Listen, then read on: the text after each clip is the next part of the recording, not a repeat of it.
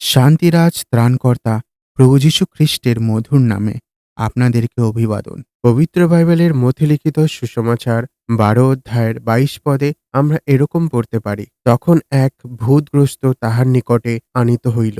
সে অন্ধ ও গোঙা, আর তিনি তাহাকে সুস্থ করিলেন, তাহাতে সেই গোঙা কথা কহিতে ও দেখিতে লাগিল। প্রভু যীশু খ্রিস্ট যখন আরাধনালয়ে ছিলেন, তখন লোকেরা এক ব্যক্তিকে, যার হাত শুকিয়ে গেছিল, তাকে নিয়ে আসলো ও প্রভু তাকে সুস্থ করলেন। তারপর লোকেরা তাহার উপর বিশ্বাস রেখে এক অন্ধ ও বোবা ব্যক্তিকে, যাহার মধ্যে দুষ্ট আত্মা ছিল, তাহার কাছে নিয়ে আসলো। পাপী মনুষ্য শয়তানের সামর্থ্যের অধীন। শয়তানের দাসত্বে তারা ঈশ্বরের বিষয় ও জ্ঞানকে তিরস্কার করে, আর অনুগ্রহের সিংহাসনের কাছে তারা আসতে পারে না।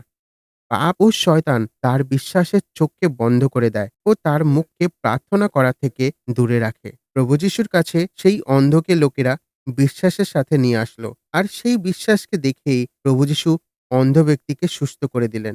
আজও যে কেহ প্রভু যীশুকে নিজের উদ্ধারকর্তা ও প্রভু বলে স্বীকার করে, সে উদ্ধার প্রাপ্ত করে ও প্রভু ও ঈশ্বরের সঙ্গতিতে শরণ পায়। ক্রুশে আপনাদের জন্য বলিদান হওয়া যীশু খ্রিস্টের উপর আপনিও বিশ্বাসের দ্বারা উদ্ধার প্রাপ্ত করতে পারেন। সর্বশক্তিমান ঈশ্বরের কাছে আপনার জন্য আমাদের এই প্রার্থনা।